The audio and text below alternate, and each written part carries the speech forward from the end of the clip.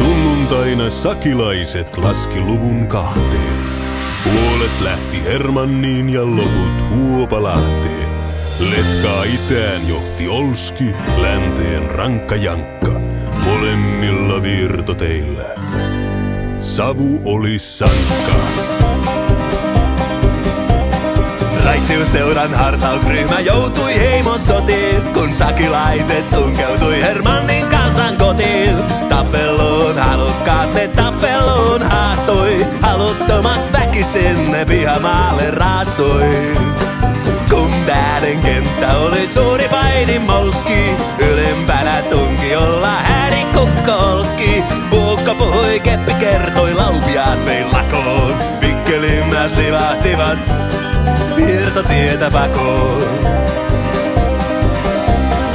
Yhteiskunnan toki pölvät sakin poikaa pelkää. Loikki pakoon loukkoihin, ettei saisi selkään. Sakilaiset sillä kertaa joutui huonoon huutoon. Ne hävitettiin ja kuoli sukupuuttoon.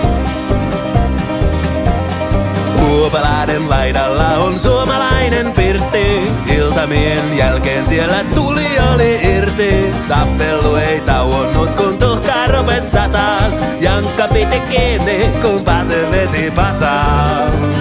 Huopalahden hissukat ei sakkia voi estää. Puntarilla punnittiin, kenen kallo kestää. Kun vihdoin viimein paikan päälle ihti virkavaltaa. Ilon jääneet kömpiesiin kaatuneiden altaan. Yhteiskunnan toki pölvät sakin poikaa vieroo. Sulkee linnaa sylkee päälle, katsoo kaukaa kierroon. Sakilaiset sillä kertaa joutui huonoon huutoon. Ne hävitettiin, kuoli sukupuuttoon. Sakilaisten voiton juhlaa uhkoi Jätkäsaari. Raju ilman jälkeen nähtiin viinasateen kaari. Hervanut kuin jallusoppa, vaakuna ja viini. Mäkipeurat kiennäsi ja neulojaavat kiinni. Sakilaiset lauloivat ja huuliharput soivat. Aamun koittoon asti huligaanit hulinoivat. Sakilaiset Suomessa on vahva pohjoissakka. Ensi sunnuntaina sen saa tietää. Mosapakka. Yhteiskunnan toki pylvät sakin poikaa